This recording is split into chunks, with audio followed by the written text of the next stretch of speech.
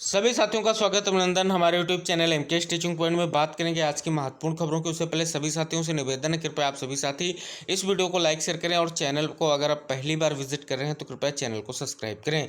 बात करेंगे यहाँ पर 69,000 शिक्षक भर्ती की, जिसमें आप सभी साथियों को पता है 17 जुलाई को बहुत ही महत्वपूर्ण सुनवाई आप सभी लोगों के मुद्दों से संबंधित डबल बेंच में लगी हुई है। यहाँ पर हम बात करेंगे 6800 लिस्ट को लेकर के। अब जो सारा दारोमदार है कोर्ट पर निर्भर होता दिख रहा है और जो हमारे जितने भी चयनित साथी हो यही आशा लगाकर बैठे हैं कि 17 तारीख को जो सुनवाई होने जा रही है उनमें उनके लिए कोई महत्वपूर्ण दिशा निर्देश जारी होने की प्रबल संभावना लग रही है। क्योंकि यहाँ पर अगर हम बात करें तो अभी तक जो सिंगल बेंच का जजमेंट था उसके अधीन सरकार की तरफ से कोई निर्णय या विभाग की तरफ से कोई भी प्रक्रिया को आगे बढ़ाया नहीं गया है, जो स्पष्ट महत्वपूर्ण जानकारी सामने निकल कर आ रही है।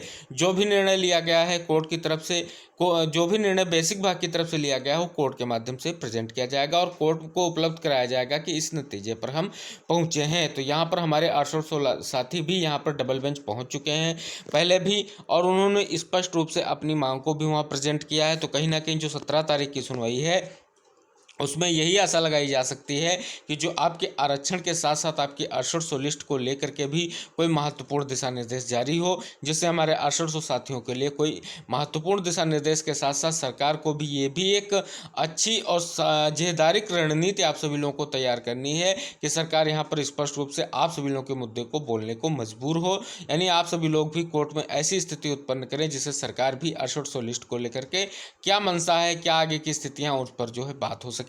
अगर बात करें यहाँ पर तो अधिकारियों की हो या आपके माननीय मंत्री की हो, किसी भी तरीके से कोई निर्णय कोर्ट के बाहर की जो स्थितियां थी वो आप सभी लोगों के लिए अब स्पष्ट होती दिख रही हैं कि उन पर अब विचार नहीं किया जा रहा है और स्पष्ट रूप से बस यही चीज़ें इंगित की जा रही हैं कि आप सभी लोगों के मुद्दे पर कार्रवाई की जा रही है। जहां तक सभी साथियों को पता है, आज सभी साथी स्पष्ट कर देना चाहेंगे कि उत्तर कुंजी प्रकरण के हमारे साथी जो बिल्कुल अंतिम पड़ाव पर हैं अपनी नियुक्ति लेने के, लेकिन उनके लिए कोई त्वरित निस्तारण नहीं किया जा रहा है और उसका अहम कारण ये आपका महत्वपूर्ण केस जो लगा हुआ है। कहीं ना कहीं 69,000 शिक्षक भर्ती की पूरी जो आपकी 67,867 लिस्ट को रिविजिट करने का जो है निर्देश जो दिया गया था उसी के अनुरूप कार्य किया जा रहा है। लेकिन कई सारी विसंगतियां अभी भी जुड़ी हुई हैं कि यहाँ पर स्पष्ट रूप से कई सारे मुद्दों को लेकर के जो चीज़ें हैं इतर हैं उनको देखते हुए अब मामला लग रहा है कि 67,867 जो रिविजिट का है उसका निष्कर्ष जो भी है वो सरकार प्रेजेंट करे। अगर सरकार इसमें नाकाम रहती या विभाग इन पर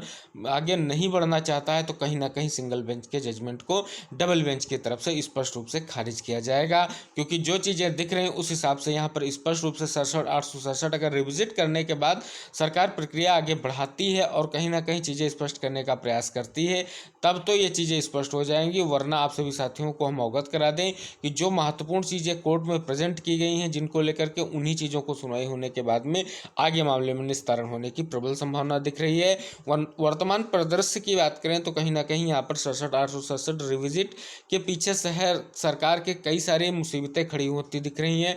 इसी के कारण से जो भी डाटा उसे सार्वजनिक नहीं किया जा रहा है, जो भी निष्कर्ष सामने निकल कर आएगा वो कोर्ट के माध्यम से प्रेजेंट किया जाएगा। तो साथियों अब आप सभी लोगों का यही प्रयास होना चाहिए कि जो आपकी 17 तारीख की सुनवाई लगी हुई है किसी भी तरीके से सरकार वहां से डेट लेकर के ना निकलने पाए, क्योंकि लंबी डेट के बाद अब आप सभी लोगों का मुद्दा फिर से सुना जाना है।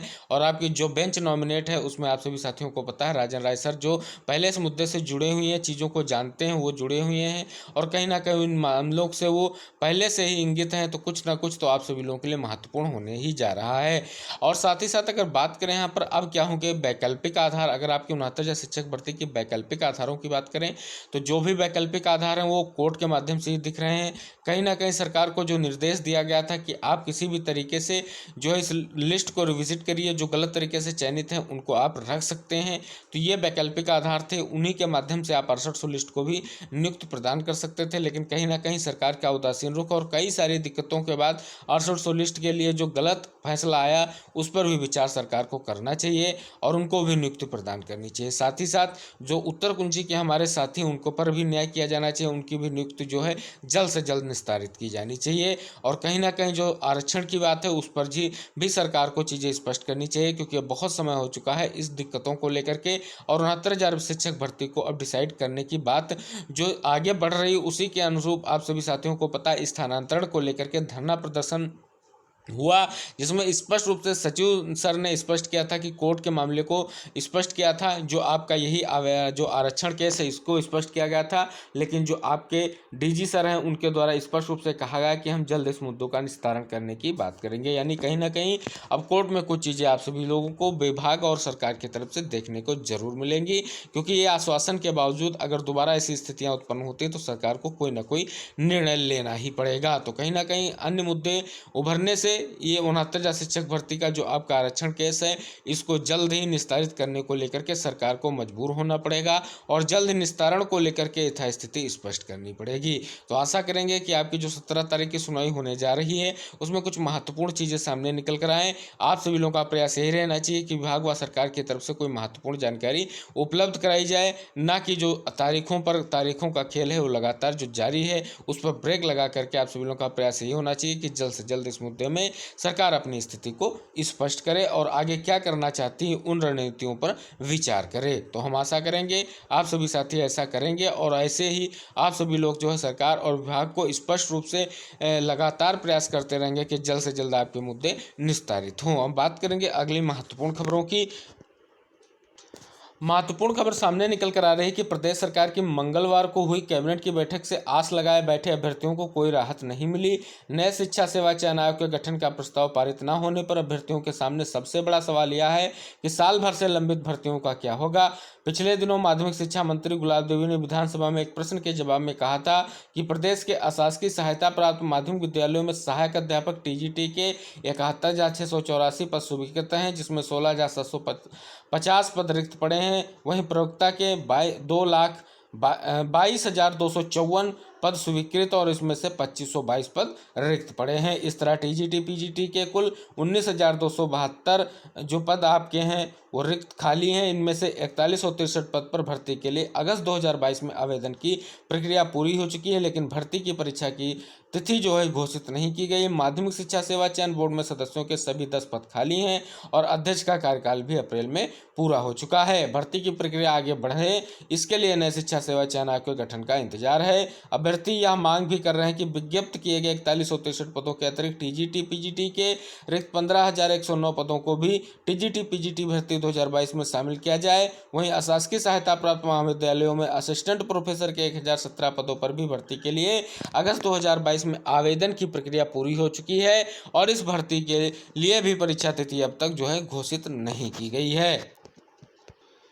अगली बहुत ही महत्वपूर्ण जानकारी सामने निकल कर आ रही है कि डिप्लोमा इन एलिमेंट्री एजुकेशन यानी डीएलएड या बीटीसी प्रशिक्षुओं को की लाखों रुपए की कासन बनी निजी कॉलेजों के प्रबंधक डकार गए। इसकी शिकायत होने पर परीक्षा नियामक प्राधिकारी कार्यालय के सचिव अनिल भूषण चतुर्वेदी ने जिला शिक्षा एवं प्रशिक्षण संस्थान के प्राचार्यों को पत्र लिखकर प्रशिक्षुओं की कासन बनी वापस कराने के निर्देश दिए हैं। निजी कॉलेजों में दाखिले के समय डीएलएड प्रशिक्षु से 3,000 रुपये कासन मनी ली जाती है और डाइट में 2,500 रुपये कासन मनी जमा होती है, जो चतुर्थ सेमेस्टर का परीक्षाफल घोषित होने के 2 दिन के अंदर वापस करने और निर्धारित समय में कासन मनी वापस न होने पर 50 रुपये प्रति दिन के मानदंड का भी नियम है।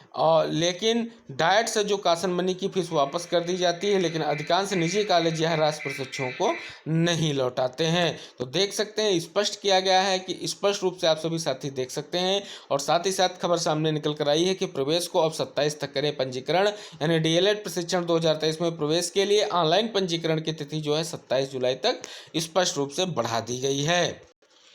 अगली महत्वपूर्ण जानकारी सामने निकल कर आ रही है कि एसएससी सीजीएल यानी कंबाइंड ग्रेजुएट लेवल 2023 परीक्षा 14 जुलाई से जो है शुरू होगी। मंगलवार को कर्मचारी चयन आयोग ने परीक्षा की समय सारिणी जारी कर दी है। उत्तर प्रदेश और बिहार के 6,61,156 अभ्यर्थियों ने परीक्षा के लिए पंजीकरण कराया है। वहीं पूरे देश में सीजीएल 2023 के लिए 24,80,995 अभ्यर्थी पंजीकृत हैं। मध्य क्षेत्र की ओर से परीक्षा का आयोजन 14 से 27 जुलाई तक आयोजित किया जाएगा। इसके लिए कुल 55 केंद्र यूपी और बिहार में बनाए गए हैं। और महत्वपूर्ण जानकारी साथियों निकल कर आ रही है कि बीएड प्रवेश परीक्षा की जो काउंसलिंग प्रक्रिया है वो अगस्त में शुरू होगी, क्योंकि बीयू प्रशासन सभी विश्वविद्यालय से अंतिम वर्ष के परीक्षाओं और परिणाम की सूचना एकत्र कर रहा है। परिणाम घोषित होने के बाद तारीख घोषित हो सकती है। साथ ही साथ महत्वपूर्ण जानकारी सामने निकल कर आई है कि उत्तर प्रदेश लोक सेवा आयोग ने मंगलवार शाम पीसीएस 2022 की प्रारंभिक परीक्षा के कट ऑफ अंक और अभ्यर्थियों के प्राप्तांक तो जारी कर दिए, लेकिन तकनीकी गड़बड़ी के कारण अभ्यर्थी देर रात तक कट ऑफ अंक का प्राप्तांक डाउनलोड नहीं कर सके हैं। साथ ही साथ एसएससी सीजीएल आपकी 14 से परीक्षा स्टार्ट हो रही है और डीएलएड दाखिले के लिए 27 तक की जो है डेट बढ़ा दी गई है। अगली महत्वपूर्ण जानकारी सामने निकल कर आ रही है कि संविधान के अनुच्छेद 370 को निरस्त किए जाने के खिलाफ दायर याचिकाओं पर सुप्रीम कोर्ट 2 अगस्त से दैनिक आधार पर सुनवाई करेगा। सुप्रीम कोर्ट ने कहा कि जम्मू कश्मीर की मौजूदा स्थिति के बारे में सिर्फ केंद्र सरकार के नए हलफनामे पर निर्भर नहीं रहा जा सकता। संविधान पीठ ने मंगलवार को यह बात सॉलिसिटर जनरल तुषार मेहता की उस टिप्पणी के बाद की, जिसमें उन्होंने कहा था कि केंद्र ने 370 निरस्त करने की अधिसूचना के बाद जम्मू कश्मीर की स्थिति के बारे में नया हलफनामा दायर किया है, लेकिन इस हलफनामे का संवैधानिक सवाल पर कोई असर नहीं पड़ेगा। पीठ ने यह भी कहा कि सभी पक्षों को 27 जुलाई तक सभी दस्तावेज संकलन और लिखित दस्तावेज दाखिल करने होंगे। महत्वपूर्ण जानकारी सामने निकल कर आ रही कि इस बार उत्तर प्रदेश में सरकारी क्षेत्र की 47 और निजी क्षेत्र की 2800 सीटों पर एमबीबीएस में दाखिला लिया जाएगा। निजी क्षेत्र के कॉलेजों की संख्या 30 से बढ़कर 31 हो गई है। काउंसलिंग की सभी प्रक्रिया ऑनलाइन होने से इस बार छात्रों को प्रमाण पत्रों के सत्यापन के लिए सेंटरों का चक्कर नहीं लगाना पड़ेगा। महत्वपूर्ण जानकारी सामने निकल कर आ रही कि आधी जुलाई बीतने वाली है, लेकिन अब तक परिषदीय स्कूलों के बच्चों को ड्रेस, बैग, जूता, मोजा के लिए दिया जाने वाला पैसा नहीं दिया गया है। ऐसे में बच्चे पुरानी ड्रेस में स्कूल आ रहे हैं। बेसिक शिक्षा विभाग ने यह दावा किया था कि नए सत्र की शुरुआत से ही पैसा सीधे खाते में डीबीटी कर दिया जाएगा। बेसिक के विद्यालयों में अप्रैल में ही नया सत्र शुरू हो गया था। 2 महीने की पढ़ाई के बाद गर्मी की छुट्टियां हो गई। गर्मी की छुट्टियों के बाद भी 3 जुलाई से फिर स्कूल खुल गए हैं, लेकिन बच्चों का डीबीटी का इंतजार नहीं समाप्त हुआ है। जबकि विभाग ने गर्मी की छुट्टियों से पहले स्कूल में चलो अभियान के माध्यम से नए सत्र में बच्चों के नामांकन कराया, उनका आधार आदि का डाटा फीड कराया था। अगर बात करें इन चीज़ों को लेकर के डीजी विजय किरण आनंद जी ने क्या कहा है, स्पष्ट किया कि आवश्यक तैयारी पूरी कर ली गई है। जल्द ही पैसा डीबीटी सीधे अभिभावकों के खाते में कर दिया जाएगा। इसमें किसी तरह की दिक्कत नहीं है। अभी स्कूल खुले हुए कुछ दिन हुए हैं, जल्द ही बच्चे ड्रेस से स्कूल आएंगे।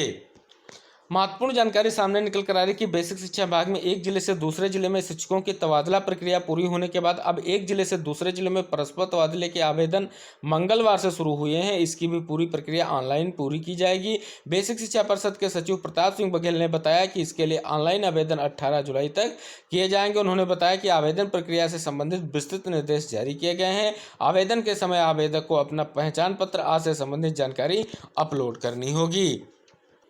महत्वपूर्ण दिशा निर्देश जारी किए गए हैं कि सिंचाई विभाग में अब 22 वर्ष की सेवा अवधि पूरी होने पर अधीक्षक अभियंता से मुख्य अभियंता के पद पर पदोन्नति हो सकेगी। पहले यह अवधि 25 वर्ष थी। मंगलवार को कैबिनेट की बैठक में उत्तर प्रदेश अभियंता सेवा यानी सिंचाई विभाग समूह का में 6वें संशोधन को मंजूरी दे दी गई है। साथ ही साथ जल निगम के 267 कर्मचारी निकायों में होंगे समायोजित।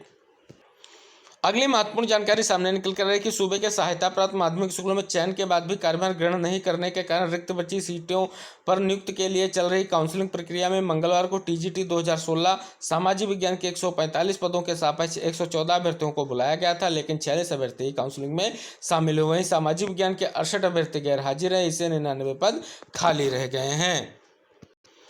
ये थी आज की महत्वपूर्ण खबरें जिन पर हमने आप सभी साथियों से चर्चा की। आशा करेंगे समस्त साथी इस वीडियो को लाइक शेयर करेंगे, चैनल को सब्सक्राइब करेंगे। मिलते हैं अगली महत्वपूर्ण खबरों के साथ, तब तक के लिए टेक केयर, बाय बाय, जय हिंद साथियों।